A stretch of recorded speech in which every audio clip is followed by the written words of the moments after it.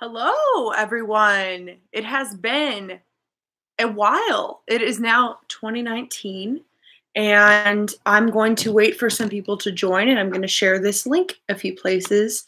So please be patient and say hello when you are available. Hello. Happy 2019. I'm just sharing the link really quick. Waiting for some people to join. So say hello if you're here.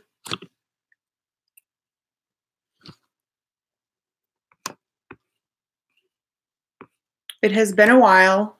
I have been stressed trying to put my energy in like every single direction. And when I do that, I pretty much end up being at least a little mediocre in like every single area.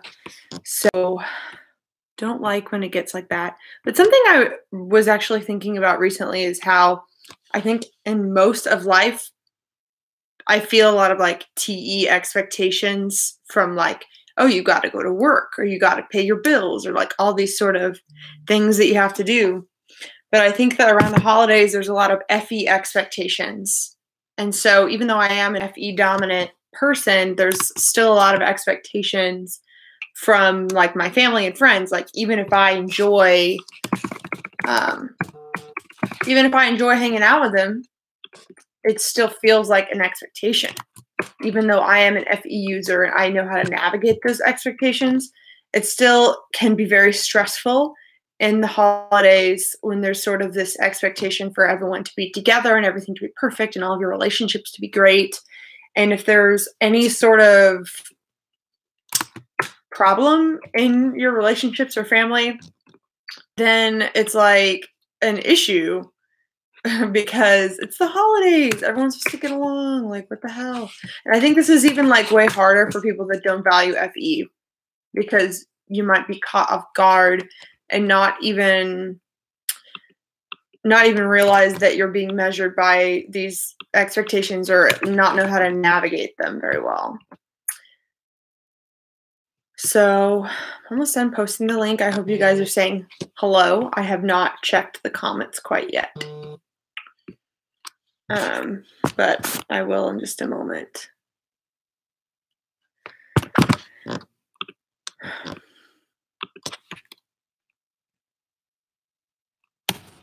Have you guys been feeling really stressed in the holidays? Or has like the holidays stressed you out? Or am I over exaggerating?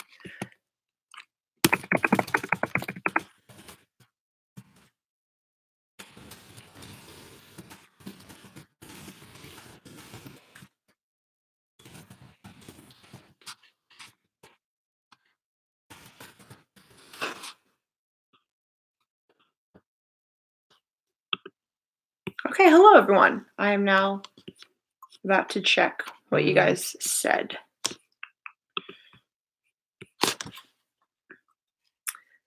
Hello. Hello, Emily. Hello, John, Dan, Life Gratitude, Amy, Chaco, Constanza,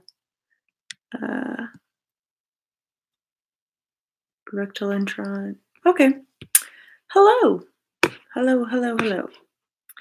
So, really okay, now that I've shared the link, the way I really wanted to start this video is with gratitude for all of you guys and all of the time that you have spent listening to me talk, liking, commenting, engaging with me in any way, shape, or form over the past year. Because I was getting really emotional the other night looking at my 2018 journal and my 2018 intentions and goals for the year. And it almost just doesn't feel real how far I think I've come.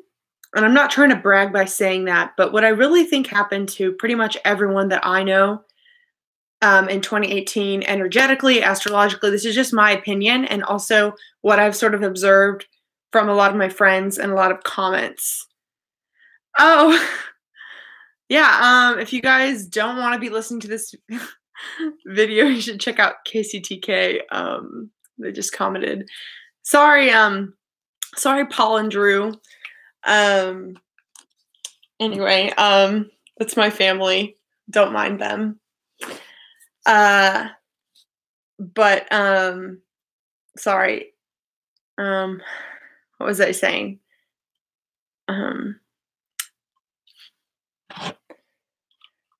Oh, hi, this is my dad, like, annoying me right now in the comments. Or not really annoying me, but yeah. Sorry. So, Happy New Year, guys. Okay, what I was saying about the energy of 2018, what I've noticed happening to all of my friends, and I didn't make this theory up. I've heard several like astrologers slash energy people like on Twitter, like if this is just a similar theme that I have felt and shared with my friends, observed, but also seen other people share. So I'm not, but yeah, so this year seems to me like everything that is not stable is completely, bye, Dad. Everything that is not stable is falling away right now. So if you had a really hard year in 2018, that's because there were a lot of aspects of your life that were not stable that were leaving. It reminds me of like the Tower card in tarot. Things come collapsing down when there's not a foundation. That's been a major theme in my year, and I have tried to be proactive about noticing when those things aren't when things aren't stable, and try and not invest in them and stuff like that. But I think everyone's sense of security has been tested this year, from what I can sense from my friends, what I've seen looking at everyone's like Instagram posts about how 2018 went for them. I've not really heard anyone be like, "Oh, this was fine, just a regular old year." Pretty much everyone is like, "I was tested in every single way. I think I've grown, but like, how the hell did I get here? How the hell am I still standing?" Let me know if that resonates with you guys. That is absolutely how I feel. I feel like this entire year, if I have been in a state of arousal, and not in like the sexual way, I mean like the fight or flight physical way of feeling like on my toes, setting out fires 24/7, because I feel like my life is literally crumbling. And what I want to address is the idea that when your life feels like it's crumbling, that feels very similar to when your life is coming together. Those are very similar feelings.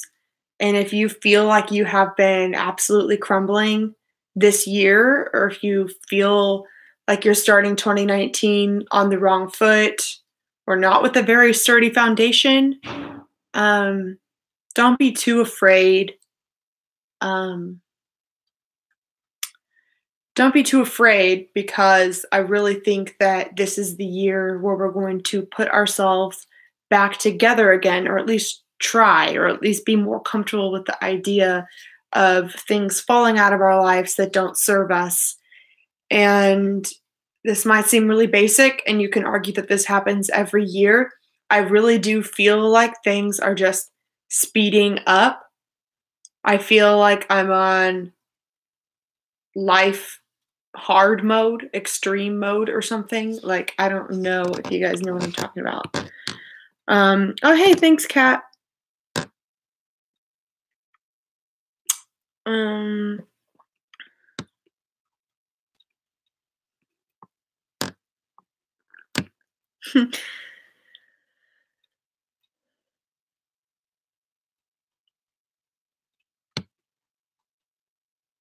I'm glad, life gratitude, that you felt like you got some information about the situations you're in and stuff like that.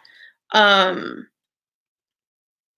yeah, not all of you guys might feel this way. This is just something that I sort of have noticed, and has definitely been a theme in my life. And I sort of, most of the reason why I wanted to do this video is because I got this book for Christmas that is called The Artist of Life Workbook, and it is by Lavender, the YouTuber. Here, I don't know if you guys can see this. Lavender. It is like a mirror to me, but I don't know if to you guys this looks like a mirror or if you can actually read it. But she's a YouTuber, and I got it from her, so you can find that website. But I believe she's an INFJ. I think she's even tested herself as an INFJ. And so, but pretty much this book is called The Artist of Life Workbook, and it asks you a lot of different questions. Oh, hi, Honey Bliss Clothing. How's it going? It asks you a lot of questions about your year and just like what you learned, how did your life evolve, who made a difference, what are you grateful for, moments of joy, stuff like that. And so I'm trying to go through it, but each question I keep getting stuck and then like looking off into the distance thinking. And I thought maybe if I sort of go through some of the questions or like discuss it out loud, it might help me, because I'm very much an external processor. That's like why I even make these videos, is because it's so much easier for me to just talk things through than it is to like really think and write things through. And also, if you're listening, I want to know how you feel like your new year, or how your 2018 went, and also like what do you want to happen in the new year. And like as I go through some of these questions and as I go on and ramble, if you're interested in that, I invite you to share what you think as well. Hello, Nate.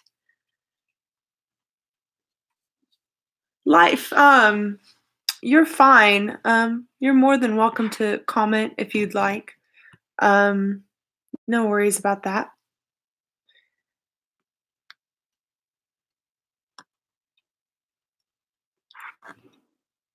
But anyway, as I was saying, I'm very grateful for you guys. And as I was looking at where I started out in 2017, let me just share with you guys some of my basic intentions of where I was January 2018. And I think I just passed 1,000 subscribers. And I really started to get active on YouTube in August of 2017. And what really, like, this growth that has happened for me has really helped me think through my own sense of self-love, and has really challenged me in areas of feeling like I have to receive love, and allow me to want to learn how to receive love better. Because here's the thing about being an FE dominant, is that if I want to, I could sort of just see the if I want to, I can just sort of adapt and notice like the emotional environment and try and like blend in. But I mean, I've never been the sort of person to want to do that.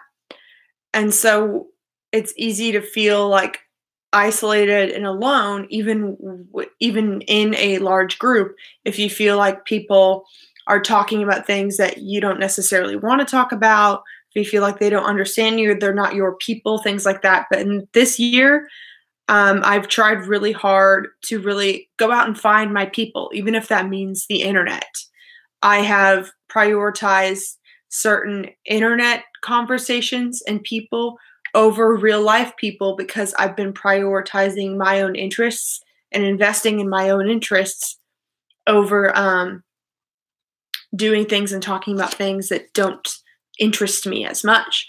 And I don't think that it's fake to talk about things and do things that don't interest you as much, because I think it's important to have a balance there. Like, in my natural state, like if I was in a more stable financial slash career position, or if I had more free time, my natural state would be to really, when I hang out with my friends, really just like pick their brains, ask them how they're doing, and just be curious about whatever they're doing and try and learn something from them and try and bond with them, you know.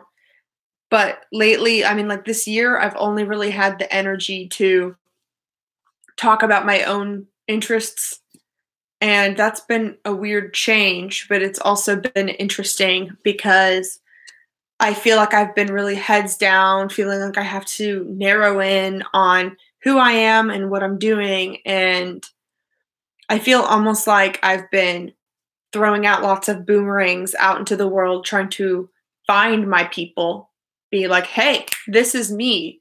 Do you connect with this? If so, hello, let's talk about it. Like, hey, what about this? Like, and even like, I think in June or July, I created like a Twitter account where it was the first social media account, I guess aside from YouTube, where I didn't tell any of my friends, aside from like a couple, that I was making it. And I really just treated it like shouting into the void. And I've met some great people from that, just from shouting into the void. And I think that lots of ENFJs could find value in that in their life. You don't always have to know your audience to speak. That's what was hard for me before I started doing YouTube, is I felt like, well, I don't know who's listening, and so I don't know if I should speak from like a beginner point of view or from a more intermediate point of view. Like, I don't know who my audience is. But what I've really learned is that I get to decide what the audience is, like by being me.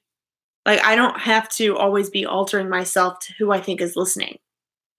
Another huge thing I realized is that I would consider myself a fairly humorous person, but you probably wouldn't know that because I'm not funny like on this channel. Like, this is not a funny thing. Like, I get very serious.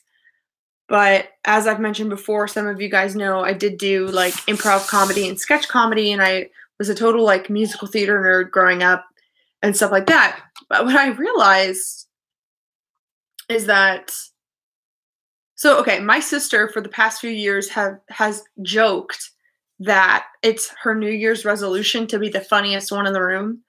And every time I make a joke, I'll be like, oh, you lost your New Year's resolution. Like, I'm so sorry. Like, you've been trying so hard, but you lost. But I like said that as a joke. Like, oh, I think I'm going to make that my New Year's resolution this year. And then I was like, fuck, like, I actually do think that it should almost be my New Year's resolution, because I can get into, okay, whenever I was younger, whenever I'm around my family, they are all very funny and they bring out the humor in me. Whenever I was in high school, all of my friends were very funny and like weird and quirky, and they brought out the humor in me. Then when I went to college and I did journalism, I no longer had the privilege of being the weird theater kid anymore. The theater stuff, you had to be a major to do, and it was hard for me because I was like, okay, I really want to find, like, I want to be practical about a career. I don't have all of the time in the world to do these extracurriculars as much as I would like. I didn't have that community all through college. I was like trying to make friends with journalism majors, which in my opinion were more normal sorts of people. And I felt like I had to sort of mold myself to try and have other sorts of conversations and like find some common ground between us. And I even was in a sorority for a year, and it was even harder to find things in common with some of the people there. And I would just try and bring out parts of myself that would relate, because I really value being able to find common ground with people.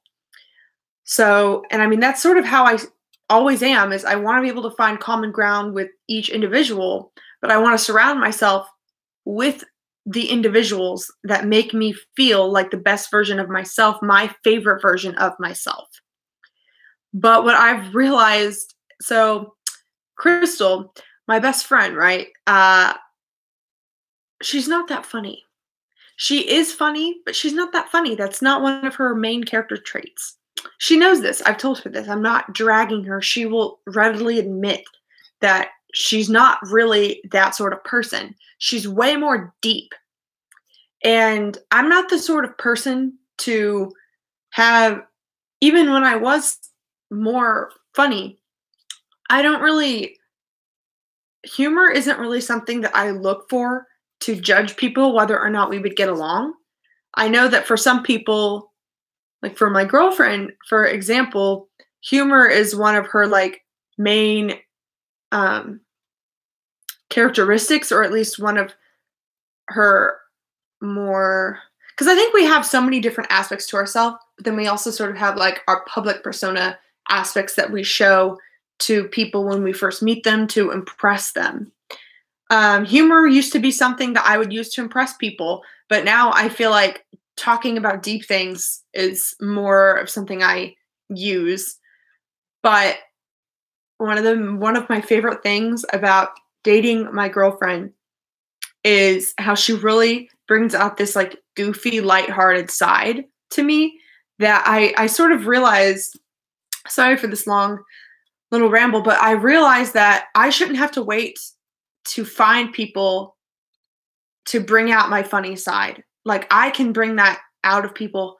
I can be myself and bring out aspects of people. I don't have to always be bringing out aspects of me that match the people around me, if that makes sense. Okay, now I'm going to go look at what you guys have said. Okay. Sorry, I didn't want to get distracted.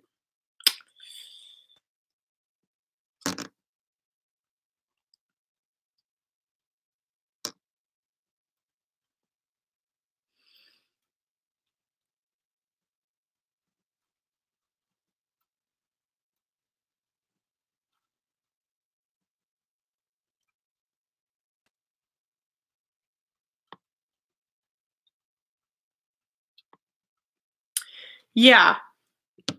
Yeah. So I think, and what I realized about humor as well is that it's not just being funny so that people laugh, so that they like you. It's an ability to laugh at yourself, take things in stride, not view everything that's going on as like a do or die situation that's going to make or break you. It is laughing at the illogical or silly seeming things that are just a part of nature, and not feeling like you have to always figure out why things don't make sense. It's almost like embracing that the world is very paradoxical, and it is weird. Like, you don't have to take everything so seriously and be deep all the time. So I think that I would be happier. So my girlfriend brings out every single part of me that I want to bring out. It's just natural.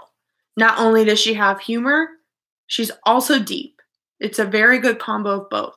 Also, she is absolutely obsessed with music in the same way that I am, where we will literally talk for hours about how oh, like that song reminds me of that song. They must have both been influenced by this artist. Isn't it funny how these days, I don't know.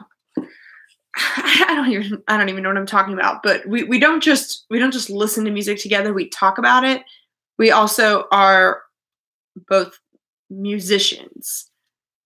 And I'm not just the personality type girl. Like, and this is kind of obvious, but it's like, just in case you didn't know, this channel is a way for me to express just one side of myself. This is not the real me. Everything you've seen is real, but it's not the real me, you know? Like, this is just my intellectual side. So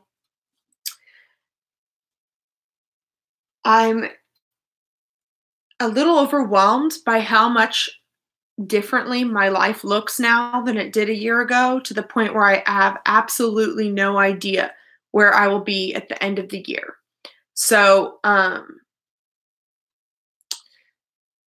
because for all I know, something could happen that can completely alter what I'm doing for a career, how this thing goes. Like, I've literally just been following my heart and trying to trust that there's something on the other end, and it weirdly feels like it works. Like, it's one thing to care about having authentic relationships with people, but how many of you guys think about how authentic your situations and your circumstances are with who you are and where you're trying to go? Like, I'm going to use Crystal as an example again, because she recently did something, a change in her life to be more authentic, and it's going to be an easier example than my own life. Hopefully she's not mad at me for disclosing. But she had a part-time job as a journalist and a full-time job as a journalist. And she realized with herself that the only reason why she stayed at the part-time job was because she thought it was prestigious and looked cool and would help her get another job she wants in the future. It wasn't that it really fit what she wanted to do, and it wasn't that she needed the money, and it wasn't that it wasn't right for her at the time anymore.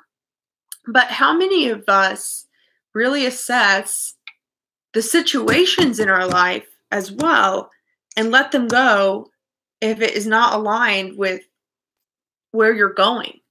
I think we hang on to things in terms of security. I mean, like in this year, I've had to say no to several clients. I've had to leave a job. I applied to grad school and like got in and did that. I feel like the circumstances of my life have been just completely shape-shifting, if that makes sense, to try and help support me get where I'm going. And I have no idea where I'm going. I mean, I have a vague idea. I know, I guess I would say that I know that I want to continue to build communities, inspire people by sharing and revealing my process that I'm taking for growth, so that I can both be an example and also we can do this together. And something that I do that is kind of nuts, but also hopefully you guys like, is literally every time I realize something, I need to create it, or I need to change it into some sort of bite-sized chunk of something that we can all use together. I'm almost like incapable. I'm almost incapable of just feeling or realizing something without sharing it with someone who might need to know that information,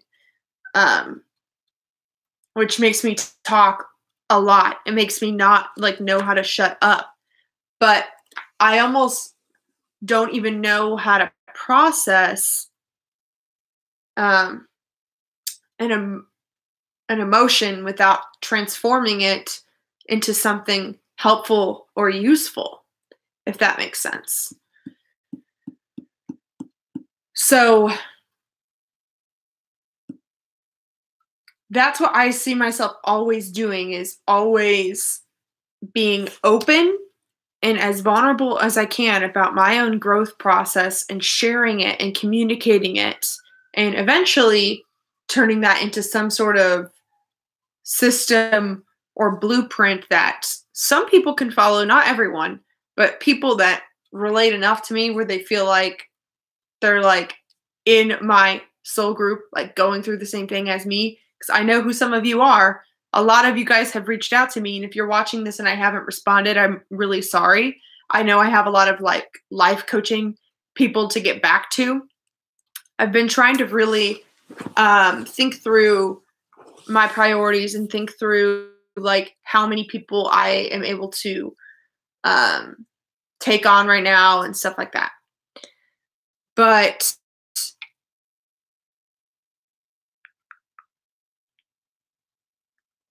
so I'm going to read part of this. It is, what will I do to feel the way that I want to feel in 2018? So this was something I wrote a year ago.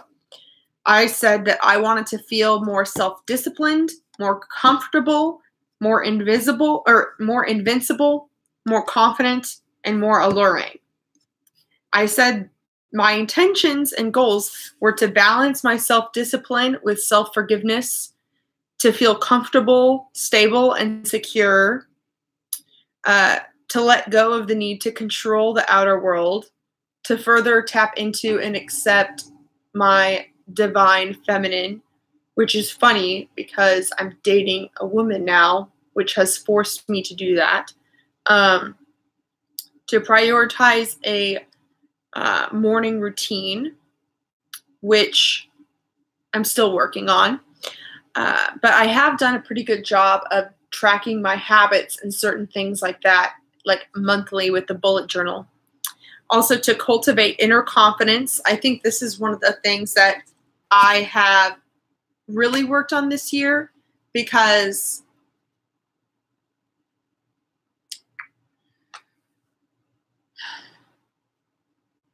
I feel like situations and circumstances can sometimes, like when you put yourself out there and you continuously put yourself out there and you're honest with yourself about what you want, then eventually the circumstances will reflect back to you things that literally contradict what your limiting beliefs are saying.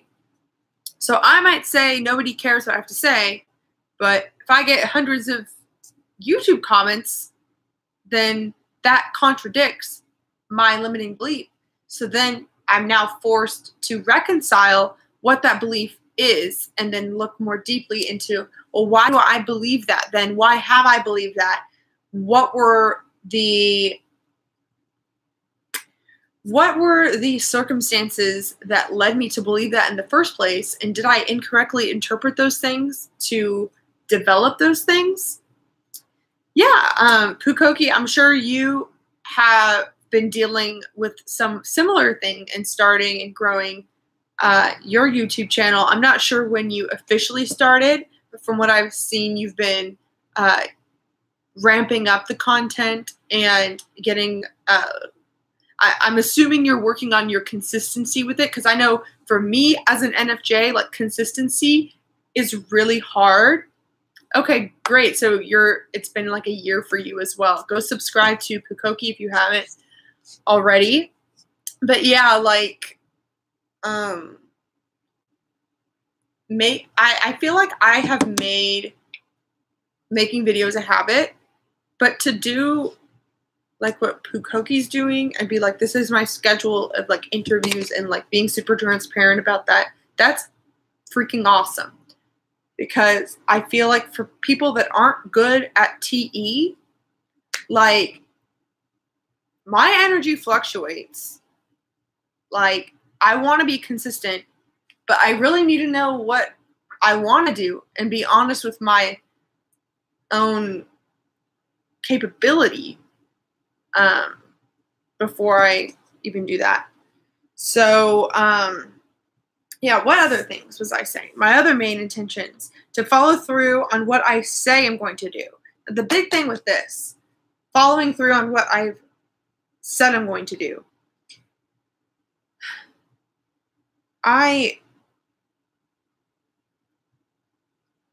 The big thing with this is saying no, like to more things.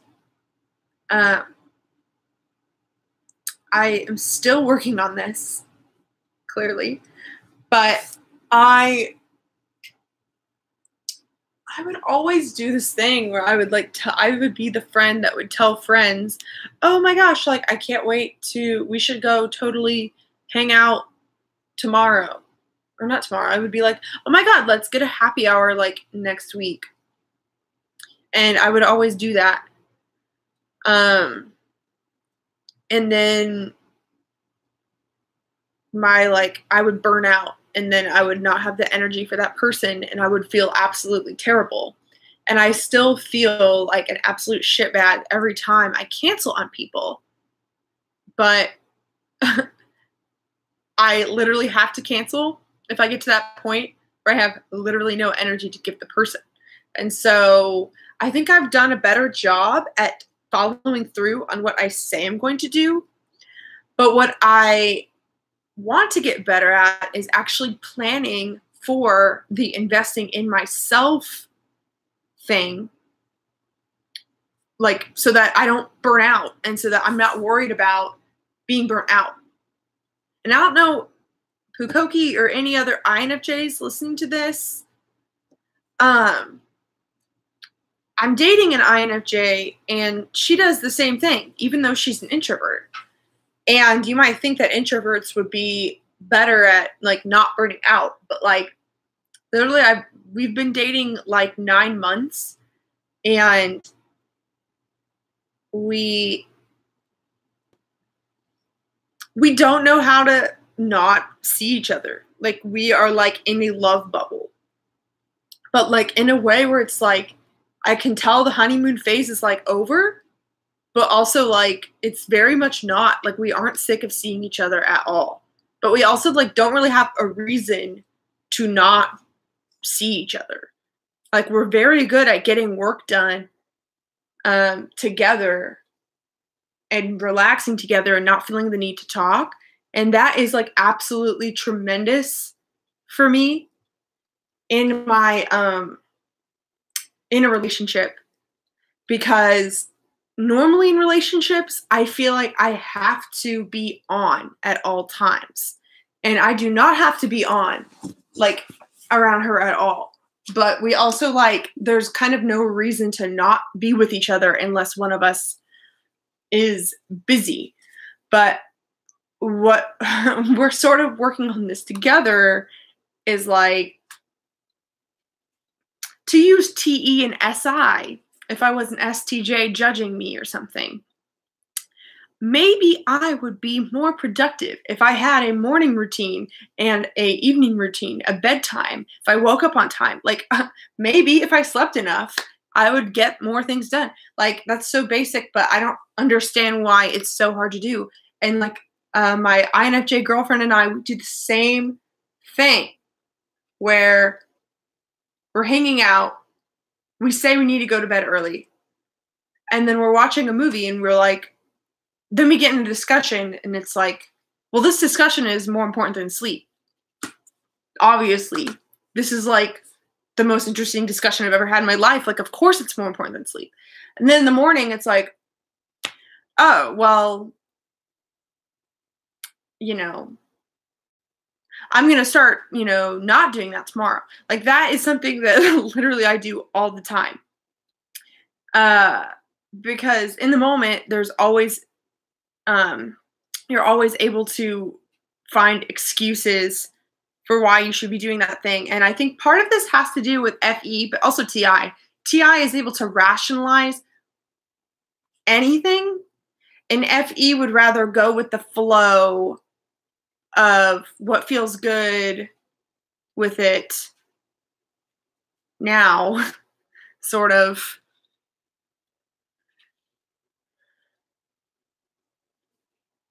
Yeah. But anyway, yeah, following through on like honestly, like starting routine. Okay, now as I'm talking, this is what I mean by being an external communicator is that now as I'm talking, I now know that routine should be a big theme for 2019. For me, I'm huge on picking themes and intentions and goals, and I'm just like such a slut for setting goals. Like, and but I don't actually set goals as much as I talk about setting goals. So, because I recognize the importance, but also setting vague goals, like works so much better for me than actually setting like, SMART goals. If you've heard of specific, measurable, actionable, or is that what it is? Realistic, timely, SMART goals. They work, but like, I don't care. Like, if I can go into 2019 and be like, my theme is routine, then like, I know that I'm going to get out of 2019 and have a routine. Like, those sorts of vague, idealistic goals for some reason work on me because I have them like at the back of my mind, like at all times, and everything I'm doing like connects back to that theme. So, like, for example, my theme of I wanted to be self-disciplined, comfortable, invincible. And the reason why I said invincible was because I wanted to feel like I can pretty much trust my FI and put myself out there without fearing like social backlash or like a lack of security. And there has been so many times this year I've had security. Like, I had my car stolen, I had my purse stolen, my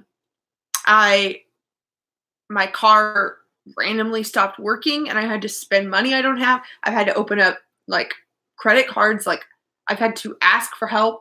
Like, I have not, like, on the security front, everything has been tested for me. But I almost feel more secure now because it's like, oh, that wasn't so bad. Oh, my car was stolen. And you know what? There's insurance and there's a police that you could call. Like, I mean, the system is screwed up in my opinion, but the fact that, there is a system, I somehow survived. And I still haven't processed all that.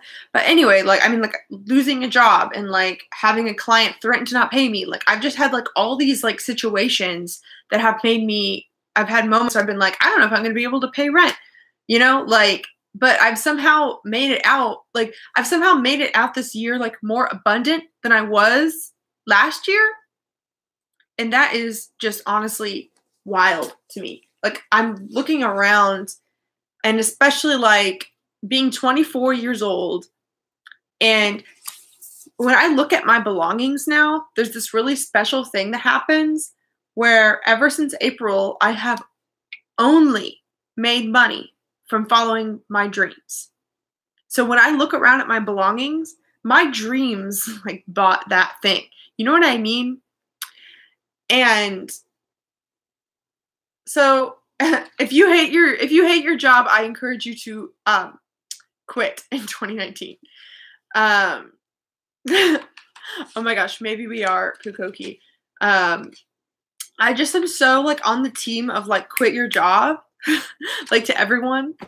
But like obviously you're not always gonna love your job. But what I think is good is if you at least can learn to love the fact that your job is supporting you, then that's great. Like, your job doesn't have to be your main, like, your job doesn't have to be your life, and it doesn't have to be, what am I trying to say? Like, it doesn't always have to be your passion. But I think having a passion, okay, whenever I say, oh, all these belongings, like my passion bought those things, like a lot of that is even just working at a coffee shop when I worked at a coffee shop for several months. It still feels to me like that was my passion buying it, because the only reason I was at the coffee shop job is to support my passion. So it makes me have this real like respect for my belongings in a way that I didn't have before. And it makes me feel more careful and more wanting to have security and privacy of certain things, because I feel more of an ownership with it. And I don't know if this is something that happens to everyone in their early 20s when they start to realize that, like, physically, like, I pay rent. This is the food in my fridge is like my favorite food, you know? It's mine. It's not like my parents. I don't know. This is maybe stupid, but it is the sorts of things that I think about, and to me has been a huge measure of success and has made me kind of emotional looking around and realizing how far I have come. But at the same time, it's hard to not be hard on myself. See, this first intention from 2018 to balance self-discipline with self-forgiveness. This is what I'm still working with, where like I'm trying to forgive myself on certain things, but I'm also very hard on myself. I just see all of the ways that even if it looks like I put myself out there a lot, even if you're one of those people that if you watch me, you think I'm like overly confident or overly self-assured, I like think about all the ways that I'm not putting myself out there enough. And you have to remember, like, I'm an extrovert and I also have a lot of energy. And so every single time I think to like tweet or make a video or like say something, like, I have that urge a lot. So if you're like, if you're an introvert, you might not have that urge as much. But for me, it's like I have that urge literally all the time. I always want to be talking. I always want to be engaging. But I'm held back by the fact that I want people to like me. So, but I'm learning this year that people won't like me unless I'm the real me, and also judging the real me based on people that I care about. Yeah, I mean, that's great, Hukoki, that you said you don't care people like you as much. I'm also an Enneagram 2, so that is another huge thing. I like everyone. I don't know. That's so hard because, like, I really do see the good in everyone, but I also feel like I'm surrounded by idiots sometimes. So that's both. Like, I really do like everyone, but I also sometimes feel like I hate everyone. But you know what? The opposite of love, or like the absence of love, is not hate, it's apathy. Like, I'm absolutely not apathetic about people at all. So, like, I just feel this feedback very strongly, and I have this strong urge to want to be cool with people, even if I have decided that they aren't. So this is the way I want to start looking at it this year. People aren't good or bad, but some people deserve to be in my inner circle, and some people don't. And that doesn't mean that they're bad. It just means that the aspects of them that bring out, or the aspects of me that are brought up around them, aren't the ones that I want to be focusing on, and it's not the me that I want to strive to be. And when I'm around my girlfriend, I absolutely love myself when I'm around her. I'm like laughing at my own jokes, like, that was hilarious. Or I'll like say advice to her that I know is super perfect, that like changed her life. And I'm like, oh my gosh, I did that. But then also, like, she is like saying things to me that like I feel like changed my life. Okay, she actually said something to me that literally changed my life.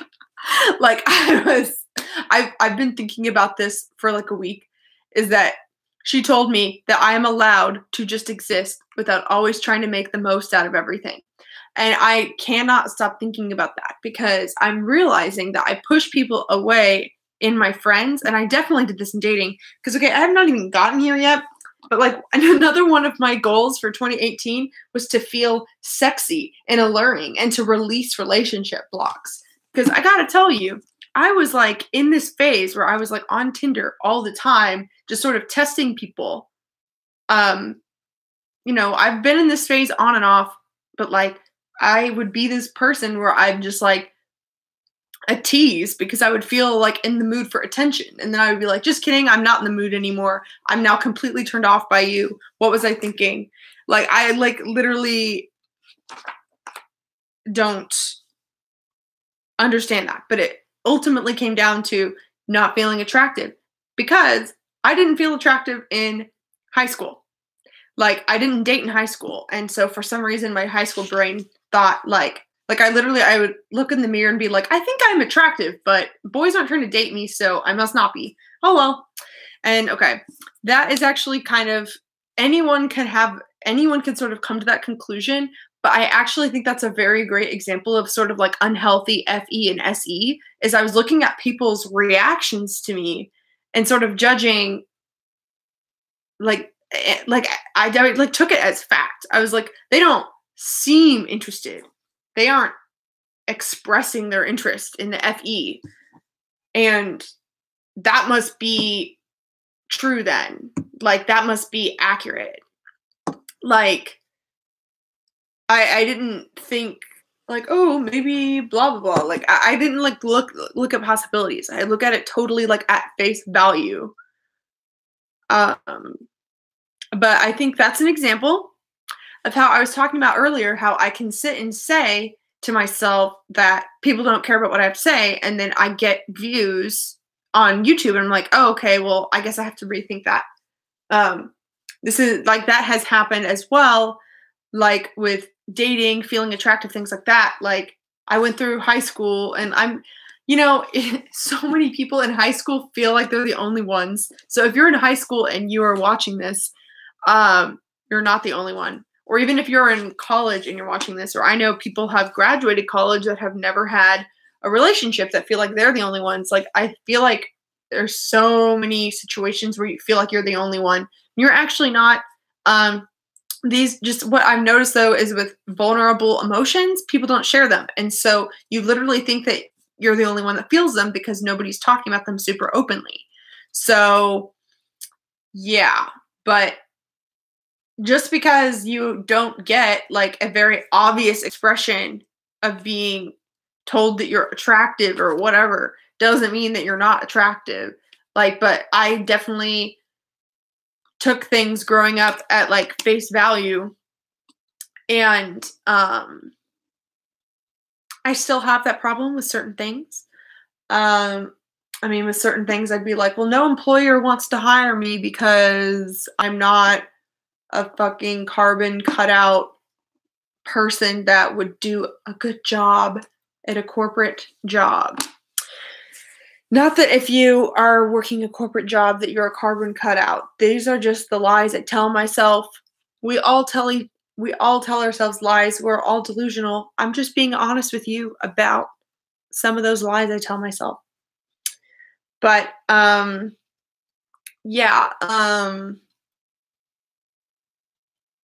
was I going with this? Oh, okay. People aren't good or bad. Oh, no. My girlfriend told me that I don't always need to be making the most of everything, and that I was allowed to just exist and relax. And the thing with that is that I'm realizing that in a lot of my friendships, but especially dating, I would try and get the most out of the situation and really let them know that I was interested and really like try and get to know the deep parts of them. Like I was like digging, like with NI, like wanting to like get them to open up. And like my girlfriend was telling me that sometimes whenever I have this sort of vibe, this like very intense vibe, it can make people feel like put on the spot or make them feel pressure. And she was telling me that people like me so much more when I'm just enjoying myself, as opposed to like trying to make sure everyone else is enjoying themselves and like trying to make sure everyone else knows how much I value them. Or like when I was dating, like I would really want to let whoever I was talking to know that I was interested in getting to know the real them or something. I don't know. But I think people can feel that pressure, but really what the pressure is, the bad thing is not that I'm trying to show people I value them and put myself out there. The bad thing is that it comes from a place energetically of lack. It comes from a place of, it's like when you're scarfing down your food, as though it might be the last meal you'll ever have, or as though you haven't eaten in weeks. I don't want to scarf down people like a starving child. Like, I want to appreciate people and consume mindfully and not feel like I'm scarfing people down. And I did this too when like making new friends at like in a new city. I don't know if it's needy. It's just feeling like, at least consciously for me, it was feeling like I needed to make the most of it and feeling like I needed to take action to sort of actualize things. Because for me, I don't really believe that anything will ever be handed to me. In relationships and with career stuff, I'm the sort of person that just goes out and gets it. With people and with jobs. I mean, whenever I first graduated, I sent like dozens and dozens of emails to companies that I wanted to work for. And I said, hey, I'd like to work for you. Here are some skills I have. I'm not sure if you're hiring. Let me know if you'd be interested in working out some sort of internship. I did that because I wanted to go and get what I wanted. I didn't want to just look at what was available. And I do that with people. I do that with things. I do that with opportunities. It's not, and I am, you know what? I am needy. I have more emotional needs than other people might, other people that aren't extroverts, or other people that I feel like I just require a lot of intimacy. It's my fuel. I'm a dominant FE. That's like the fuel that keeps me going. So, but yeah, I think really the energy behind it that I'm trying to get rid of in this year is feeling like I have to scarf things down. I think in life in general, I think tertiary SE can sort of have this energy of feeling like you need to scarf things down. And okay, Edwin, I'm super curious about your comment. Why do people use CBD and THC? I would love to know. Do you think that it has something to do with that sort of feeling the need to scarf things down? But yeah, okay. Like really, when my girlfriend told me that, I was thinking mostly along the lines of relationships and realizing how it makes people feel uncomfortable when I'm doing that. And so I decided to sort of I like meditated and like tried to just shift my energy into feeling like a more valuable friend that, doesn't have to try. And literally 2 days later, and like 3 of my old friends from high school like reached out to me. I was like, that's weird. And those sort of things happen to me all the time, which is why I'm just really interested in looking at the energetic root behind things, because I do believe in the law of attraction. I do believe that thoughts and feelings create reality. So,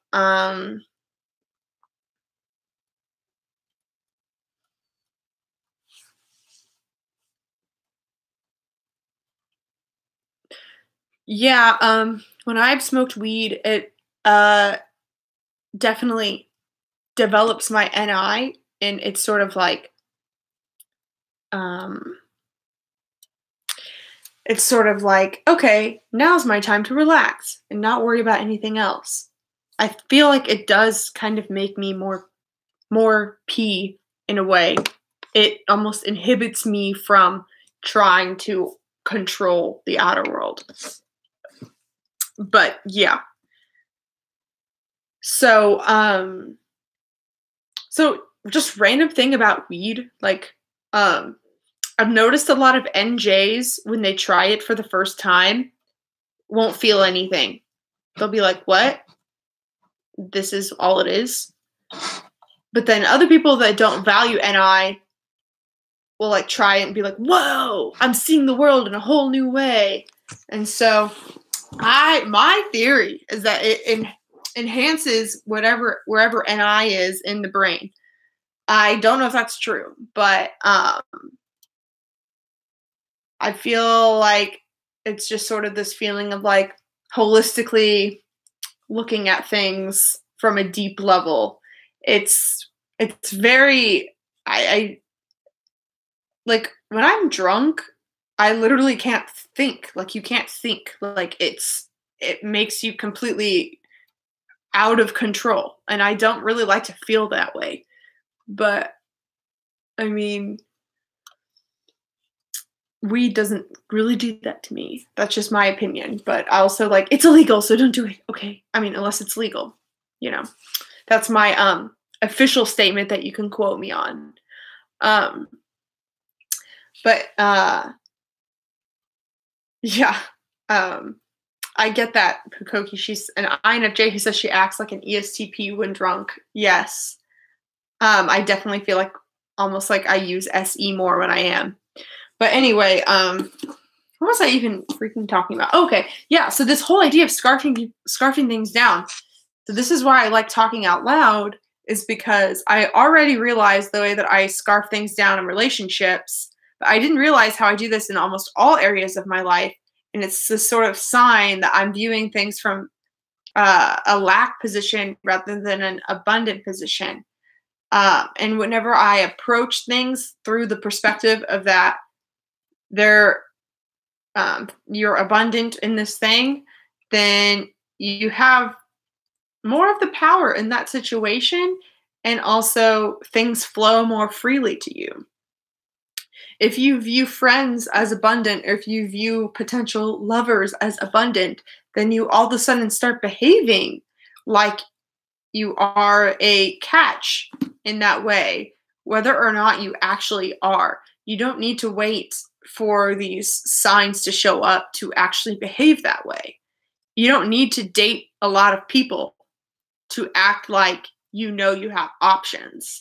And I think that this way that you can just shift your mindset really manifests things. You could do that with literally anything. If you just try and switch to feeling more abundant, it's not magic. I mean, you could argue it is, but it's also you embody that. You act that. And so the people respond to that because that's how you're acting. If you it's not like you could just say like, "Okay, I'm abundant in relationships now. Okay, now what?" Like you have to actually act and believe that you are abundant for it to actually happen. Because then it's not just because you said it, like then you approach friendships from a more chill attitude as opposed to forcing someone to be your friend or feeling like, "Oh my God, this is my one opportunity to talk to them. I better convince them how great I am, or I better like convince them that I'm a really good friend so that they stick around." Like, I think people pick that up.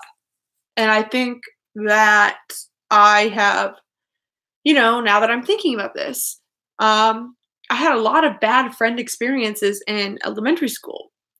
I pretty much had a new best friend every single year from kindergarten through fifth grade.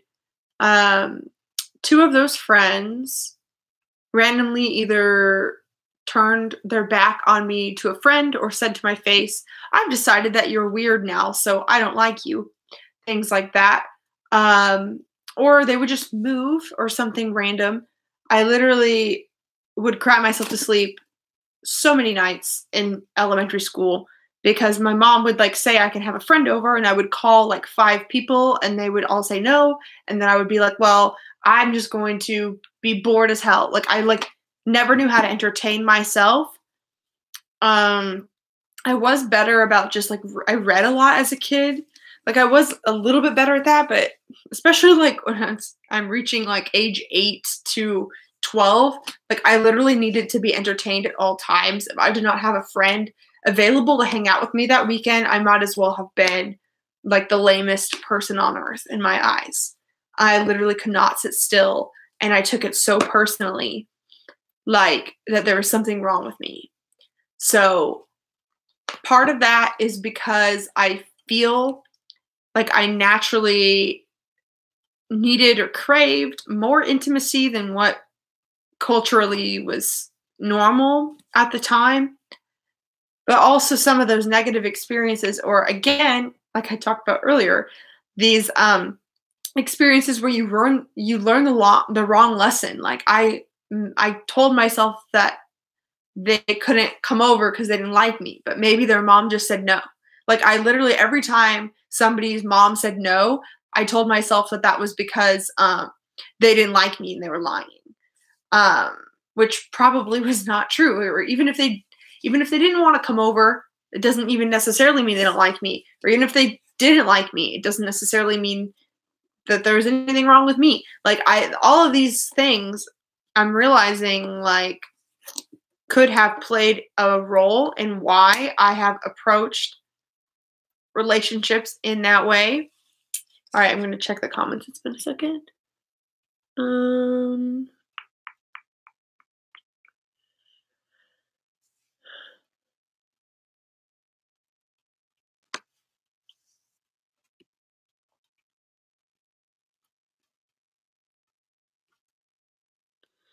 Sorry, guys. When I go on a roll, I try and not look at the comments because I don't want to get distracted.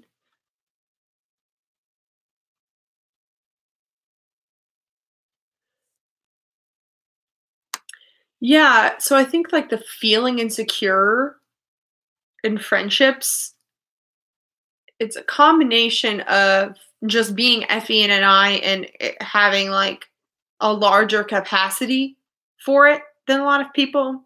But also like I think I had certain experiences at a young age of people telling me that I no longer fit in their group, and like things like that. If it happens when you're an impressionable young child, you can like kind of carry that with you whether you know you do or not. But something I realized though, I went to my INFJ girlfriend's hometown, and I met her closest friends. And one I already knew from college, but from observing how she interacted with them and just knowing them, like she asked me, like, do you like my friends? I'm like, are you kidding me? I like your friends almost more than my friends. Where did you find these people? And it's like all of those people came to her because she wasn't forcing it. So I don't know if you relate to that, Pukoki, but introverts in general, even if you use FE, I don't notice the same amount of forcing it that I've always done. And that's why it was so crazy when it's like, I feel like INFJs might relate to this, or at least for her, it's almost like being an INFJ just is like a natural filter, because the only people that are going to notice you as an interesting enough person to try and like be your friend, I don't know, are like other weirdo, like, I don't know, like she seems, the way she is seems to be some sort of natural filter for people that weren't going to like her to begin with. And I am so great at finding common ground with people that I'm not as great at like having this sort of natural filter that might distinguish me from other people. And so that's another thing that I've been working on this year, is trying to have more of that filter and lead with that filter so that people can decide quickly if they like me or if they don't like me. And my hope for 2019 is that all the people that would hate me or don't like me decide that really quickly so that they can just leave me alone. Because what I think I get myself into trouble is when I'm so accommodating for people, or I am so focused on the parts of my personality that mesh with other people's, and I'm like afraid of judging them. And I'm afraid of revealing parts of myself that I find to be divisive. And then something happens where then it becomes clear that I can't hide any sort of divisive or conflicting parts. And so I just will say, like, calmly, oh, like, what you just did is not in alignment with who I am. I'm sorry. And then it's like, I'm the bad guy, or like, I feel fooled or duped by the other person, but it's also sort of my fault for being so open that I don't judge people enough to even know if they fit with it's like wanting to really narrow in to the parts of me that I want to be more often, as opposed to just as opposed to like hoping that I bump into people that are mirrors to the parts of me that I want to be. And how can I remain open and accessible, but also me, without accidentally being a dick to some people? Because the truth is, I value NI, which is one of the rarest functions, and NI is going to bump up against your SI if you value SI, even if you're an NP. Like, I get along with NPs a lot. You guys are like a lot of my best friends, but if your SI says something that does not vibe with me, I'm going to tell you, and then it's going to be sad for everyone involved. Yeah, Edwin says that your FE is so strong, it's hard to give that, it's hard to let that go. Steal some energy from FE and NI to develop TI. Yeah, I feel like I have been developing TI a lot, but it's funny, I actually was asking my ENTP friend Carly, who you might have known from another video. I was asking her, I was like, how do you know if someone is a shithead? How do you know? Because she always seems to know. But then again, what I realized is, like, I feel like NPs in general, they have this sort of like red flag detector, or the sort of bullshit detector. But the issue is, there's no way to truly distinguish if that is paranoia or if that's a sign that something bad can happen. Because it might just be paranoia, or you might actually be seeing a real red flag. And you don't actually know if somebody is going to be a shithead unless they act like a shithead. You don't, like, I don't know. Because I've also been judged by NPs where, like, I will remind them of something that their SI has seen, and they might lump me in a different category that isn't quite accurate to NI. I don't know if that makes sense, but what am I saying? Yeah, I think I started out praising my girlfriend for saying just like one smart thing in like a few sentences, but also now as I'm talking about it, I'm realizing how much bigger a theme this is in my life, is that I always feel like I have to maximize things and jump on opportunities and make the most of things and all of that. Yeah, someone says NFPs are a way better judge of character than NFJs. I agree with that. I think that NFPs are looking at someone, and do you want to know why? It's because NFPs focus on intention rather than what happens. NFPs, NFPs are more likely to care about if you intended or if you meant to do something wrong. And when you're focusing on intentions, that's when you truly can find someone's character.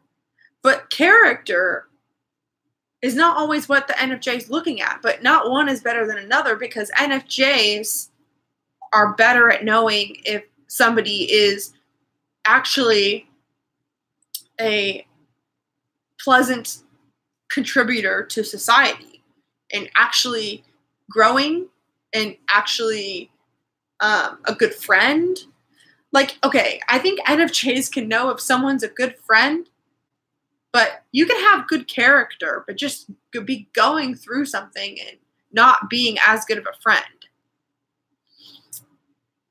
Yeah, Faye is saying that you see intention, but you don't put as much weight onto it because you have to look at both. I agree as an ENFJ. Like, if somebody has good intentions, but they hurt me, I'm not going to judge that person morally, but I am going to look at that and take it very seriously because, like, for example, I dated an ENFP for a year, and he kept apologizing for things, but then wouldn't change his behavior and then expected me to continue to accept him. But the behavior was the issue. As far as character, I think he had amazing intentions, but as far as the relationship, it was very toxic. It was not healthy. Like, he was not investing in me the same amount I was investing in him. And that is, I think, what NFJs look at. NFJs don't want to be the judge of character. Like, we would rather be like, oh, people are good and bad. It depends on how you look at it, or something like that. Some bullshit like that.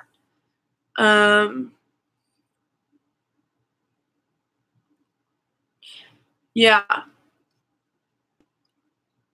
But I'm gonna try. So Austin said, I'd rather not judge at all. And Austin is an INFJ.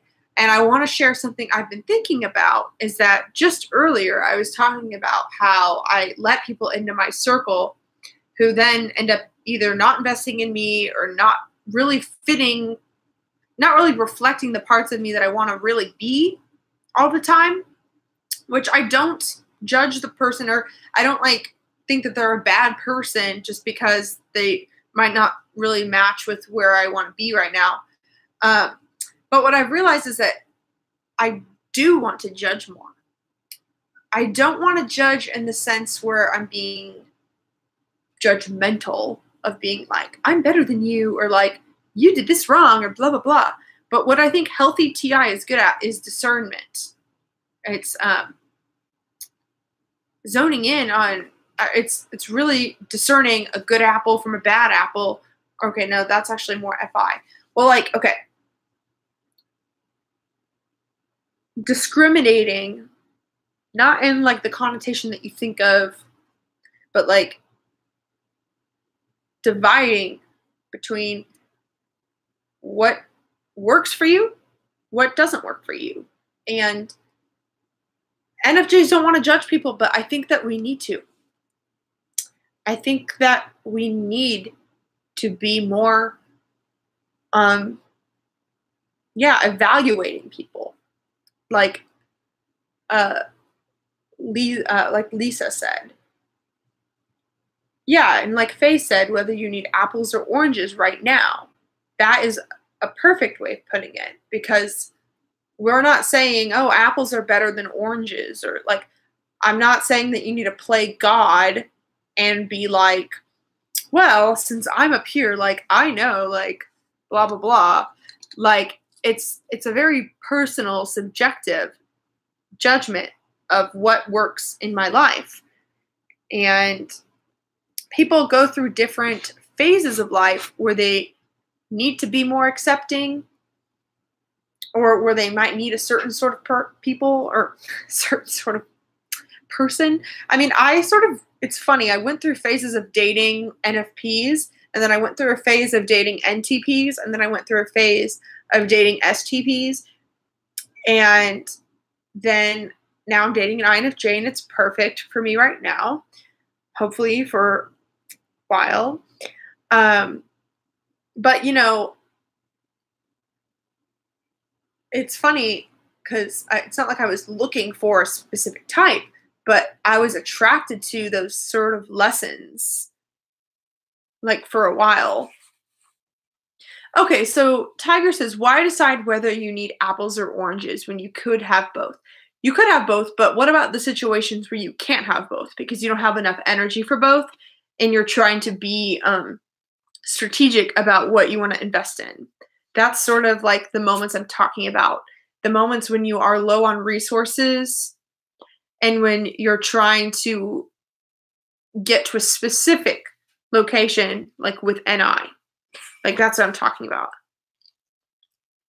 I made these onion rings like 5 hours ago, but I didn't finish them. I'm sorry if this is a boring video because I literally am just rambling, but you have no idea. This is helping me so much process things. But, let me see.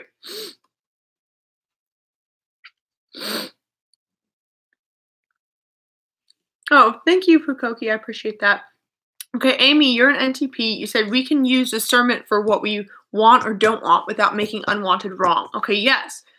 That's the thing that I'm struggling with.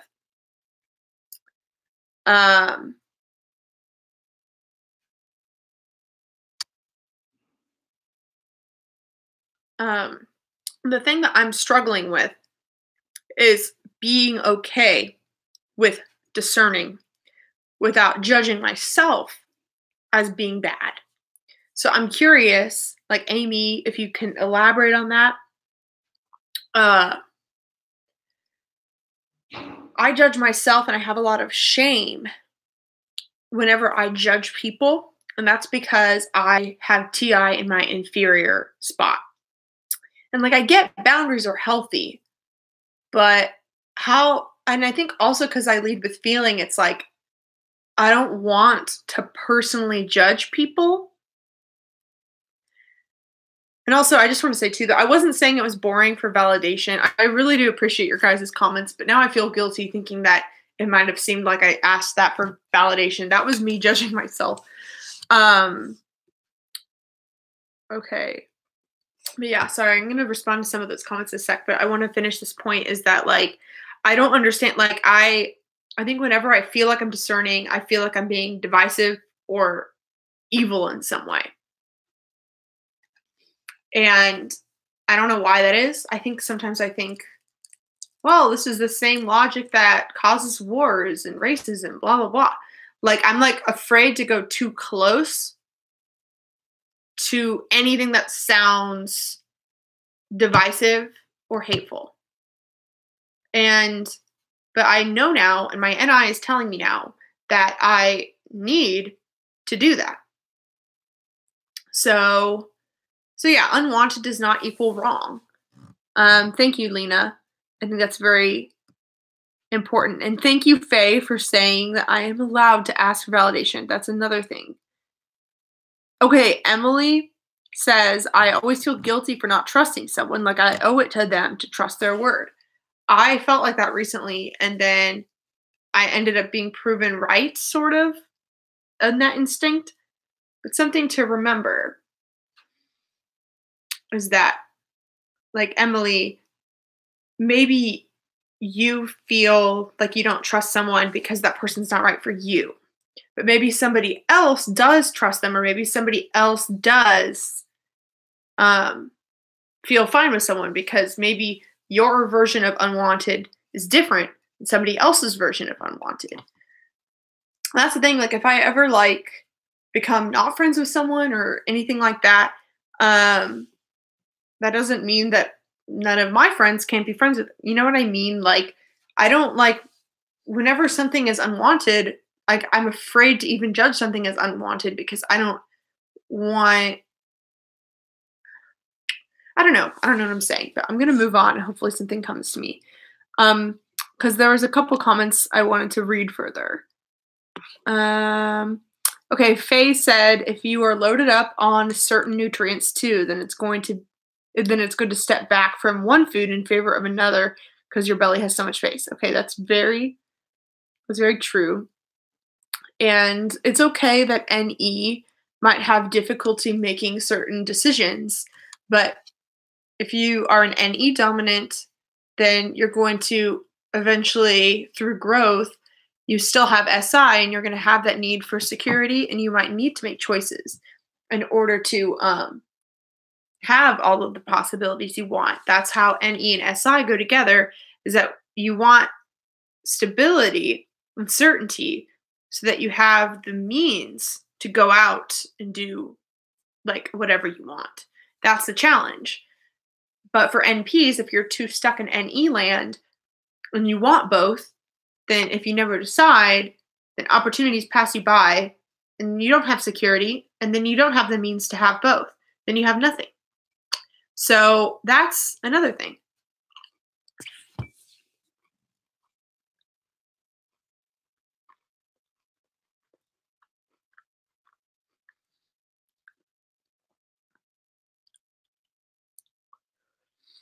Yeah, Pukoki says, I personally like that I'm divisive on my channel sometimes because it weeds people out.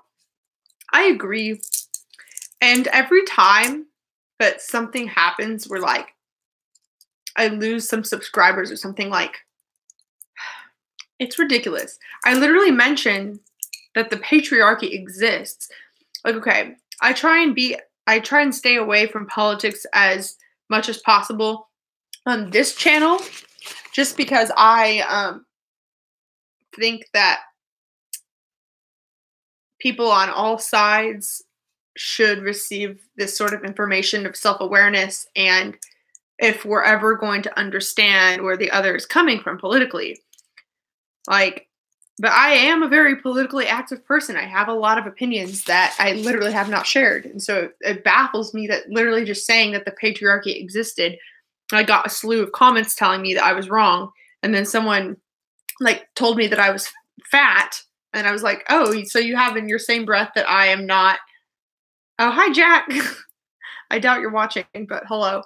That's my INTP cousin, Jack, that just commented and said that he's my biggest fan. He told me once, he said, Megan, I have to be honest with you. I'm literally never going to watch any of your videos because they don't interest me. But I will subscribe because I will be one more subscriber to get you where you want to go. I was like, thanks, Jack. But my point is, like, I literally try and not be divisive, but I still am. Literally by mentioning that the patriarchy existed, everyone left. But it's like every time there's like this thing where like I share a little bit more, people will get mad and like, OMG. And it's like, okay, now I'm more empowered to say more.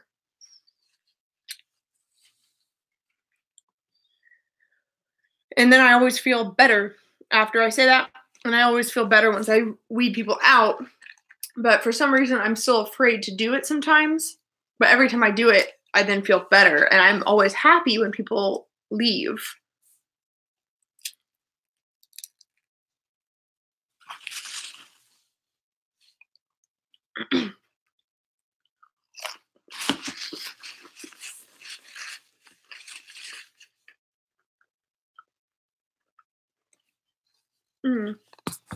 Okay, Edwin says, I think that people need to earn trust. I absolutely agree. And I'm curious, what is your type? Did you say you were an ENTP? I forgot. So I was talking to my ENTP friend about this the other day. And I realized that it takes a lot to earn my trust, but it does not take a lot to earn my attention and my kindness. And some people mistake that as trust, but I also realized that I'm so open with people that I just share so much information that it's like people think that I'm being more trusting than I am. Sorry, I'm just hearing some people out there. I don't normally do. And so something my ENTP friend does, Carly, shout out to Carly. She blew my mind when she told me this. This is the most like TI way to get around having an FI blind spot, in my opinion, is that she has a pyramid.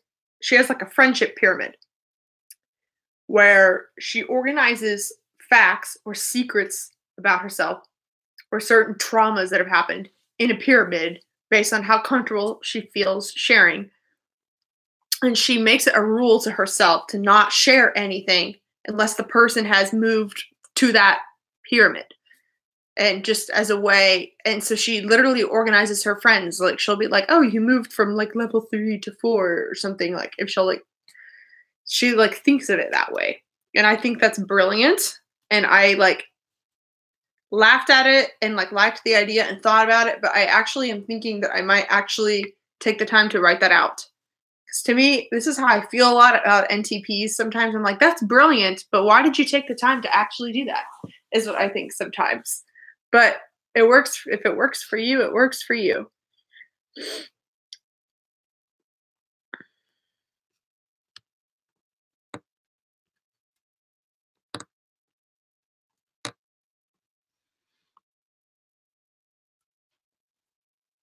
Okay, Cilantro Leaf says you could choose to not say something political, but that too is political choice. You can't be neutral on a moving train. I absolutely agree with that. Like during the election, like I actually would quote that. I would quote that a lot. And I don't want you guys to think that I'm a neutral person at all, because I'm absolutely not. I try my best to not talk about it just because honestly, I don't want to get in fights about it on this platform because it feels too connected to what I'm doing. But I'm kind of, I mean, gosh, what was I saying? Like, I'm not advocating for like, I'm definitely not advocating for like neutrality, like at all. So like, especially as a woman and a queer person, and like my best, like, I don't know. I'm not going to go into that, but yeah. So Faye said, people thumbs down on your first interview. Oh, I need to watch that interview.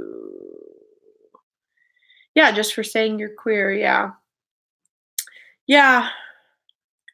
That's the thing. I think that I eventually will talk about those things more when I get past my own fear of being, I don't know. It's hard to put yourself out there on the internet. It's a lot different to put yourself out there on your Facebook feed than it is to put yourself out there to strangers. So, yeah.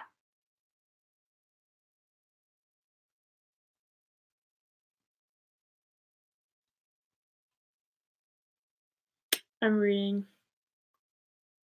Yeah, I'm sorry that happened to you, Faye.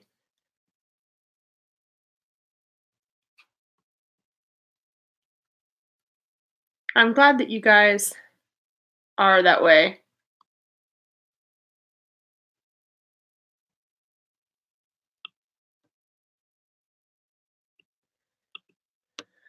Okay, Amy said, about things that are unwanted, it's important to first accept that this thing is a part of yourself, then decide that it's not a part that you want to feed or encourage within yourself or others. Okay, that is actually so brilliant, because I think that my FE dominant understands that things are a part of themselves. And so in my conflicts with people, I'm not judging them, but I'm looking at the behavior, and I might say it's unacceptable, but then I'm also aware of the times that I have done that behavior. But if it's a behavior that I avoid or don't do very often, then I'm probably going to be harsher on the person, because it's going to be something that I relate to less. And I think we're all sort of that way. And also I agree with Cedric that political conversations are often best had one-on-one. And I also want to clarify that I don't discuss politics on here because it's not a political channel. That's not the purpose of this channel, is not to discuss politics. If it comes up, I don't want to shy away from it, because I'm not the sort of person to think like, oh, I just don't like politics, because it affects me. It affects me in every single way. I'm not the sort of person to be apathetic about it, because I recognize I can't even walk down the street without a government that, and these are just my opinions, please don't hate on me, I am not strong enough to handle it.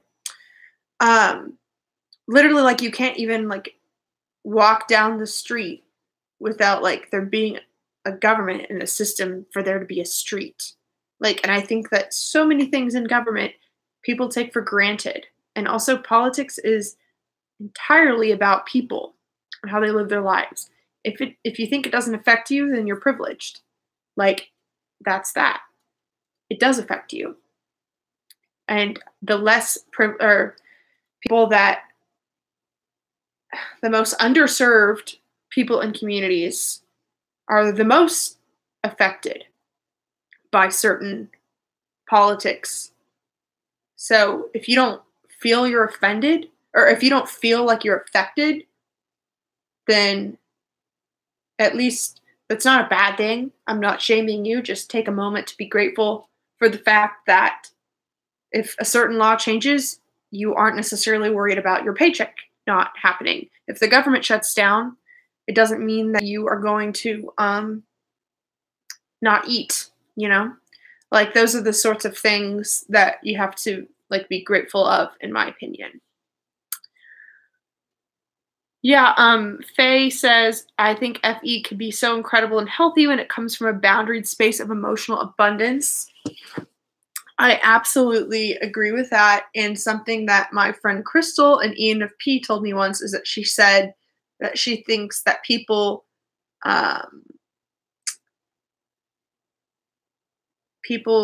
don't like FE dominance or rub against FE dominance when they are threatened by that emotional abundance.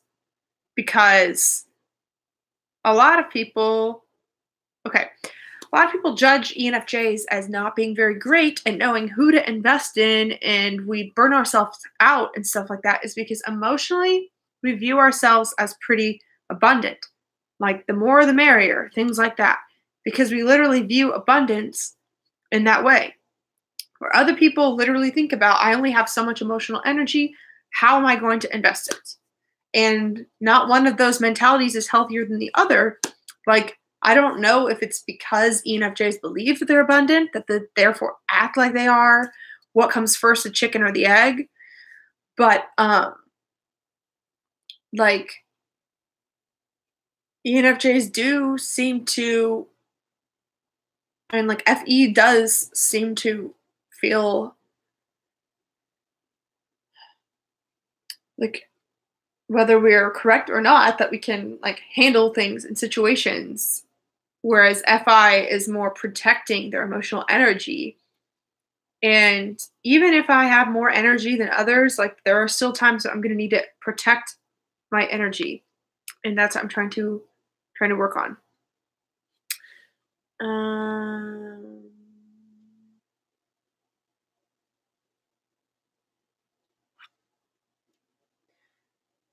Yeah.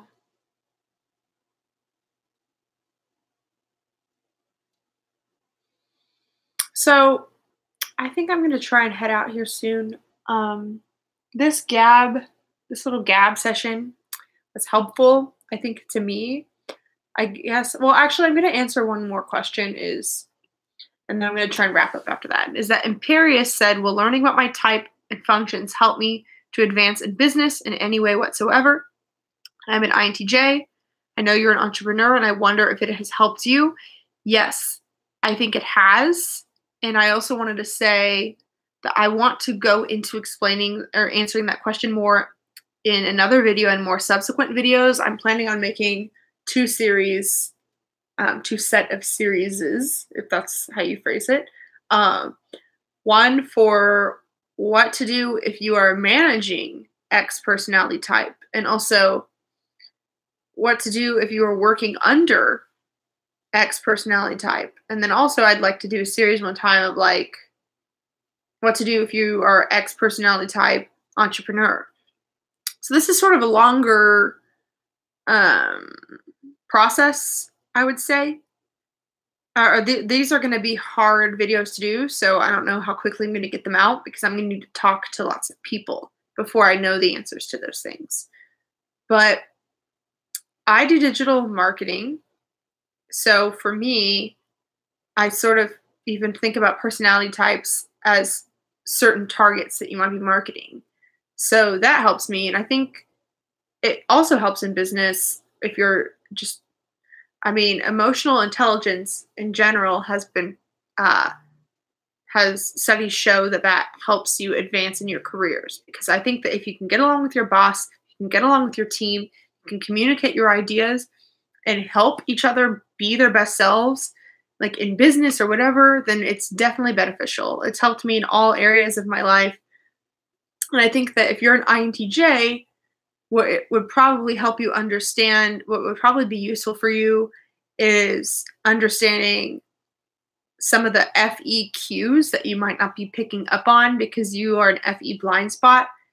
Um, I think a good goal for you would be figuring out how to sort of get in control of that and not feel out of control or surrounded by people you find irrational or talking about things that you don't think matter to the bottom line. Learning about how feelers, or especially FE users, operate, you might learn one of two things: how to best understand the value in those more emotional conversations or other things, but also understand how can you use your skills as an INTJ to inform feelers or other people with like different types of personalities as you.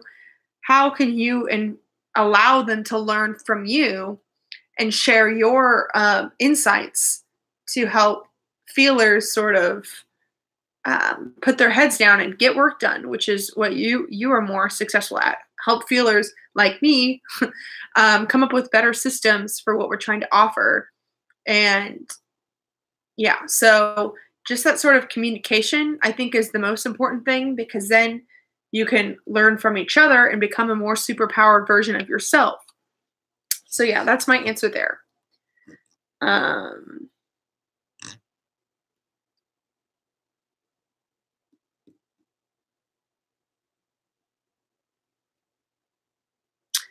And thank you, Cilantro Leaf. Yeah, I think it's part of, yeah, it's okay that you're judging FE because FE is different than you, and that's normal. And I'm sure there's been situations in your life where you've needed to develop your FI, and it has been okay to look at those FE people and decide that they are unwanted at the time. It does not mean that you think that you're better than FE, but it might have been something you've had to do. But I think the thing is that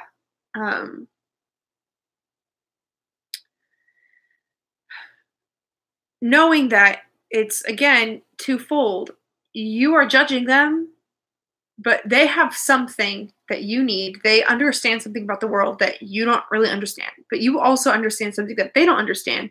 So that's why it rubs up against each other. And so either learn from them more or share with them more, like your perspective, or decide that it's not a healthy relationship for you.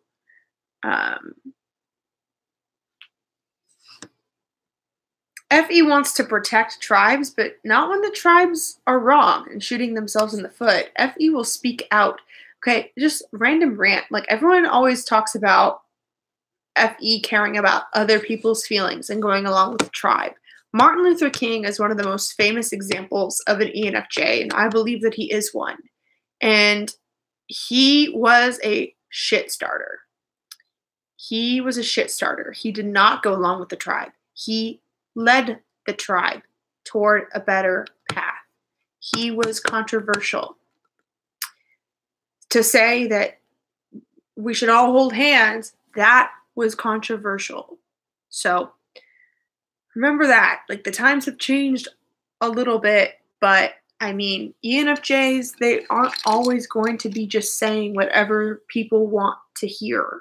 We are here to lead and to change. We're not here, like, FE is not just gonna go along with things. That's more of like a type 9 thing, I would say, in Enneagram than really anything.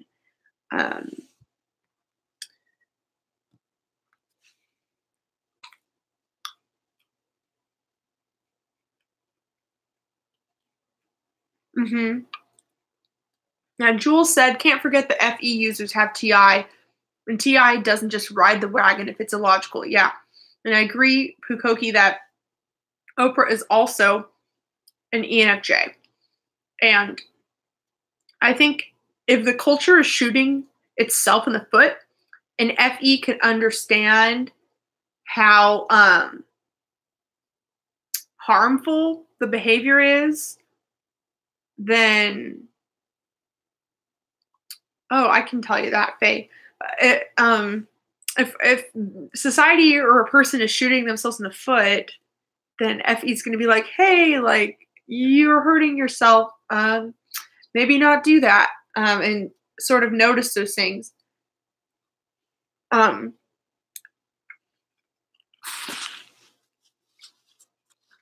Faye, I don't know if you would like him or his comedy, but Shane Dawson is a very popular YouTuber, and I believe that he is an ENFJ. And I also think that Colleen Ballinger, aka Miranda Sings, is an ENFJ as well. So those are some examples. And also Gabby Hanna, who is also a popular YouTuber, I believe to be an ENFJ as well. And also, Tiger said, let's not diminish the power of ESFJs as well. I also wanted to say that Marie Forleo is a very popular entrepreneur, sort of self-help person. She's been interviewed by Oprah. I believe that Marie Forleo is a really amazing example of an ESFJ that is smart as hell. I don't know your opinion of Pukoki, if you think she's an ESFJ, but I used to sort of think she was an ENFJ, but she's just too simple. And I hate to say this, I didn't want to put you on blast, Tiger, but I will say I still believe that you are an ESTP. That's my official opinion. If anyone asks, it's my official opinion. I don't, yeah, I'm sorry, but I also don't like to tell people like, yo, I think you're this type. Like, I don't want to put people on the spot, but I know you know that, so I'm sure you're not too offended. But I'm not sure what Jennifer Lawrence type is, because I've seen her typed as that, but I actually don't know. Yes, and Faye, thank you for that. I was really happy to see Faye that you now see Faye the you have Faye the ENFJ on there, because I know I had some discussions with her about her type, and I was being like, hey, I think you're an ENFJ, and she didn't think she was at the time, but it's hard with those things. If you're interested in me helping you with your type, let me know. I have some links below. What do you mean I've been hanging out with Kat too much? What is that supposed to mean? Yeah, thank you, Tiger. I think it's a personal process. I think that I understand the tools. At least I think I do. I do more than some people. I don't know what you mean by the call out, or if you think that she's rubbed off on me, like, let me know. I don't know what you mean. I think it's a personal process, and I can correct by saying, oh, what you just said to me sounds like dysfunction.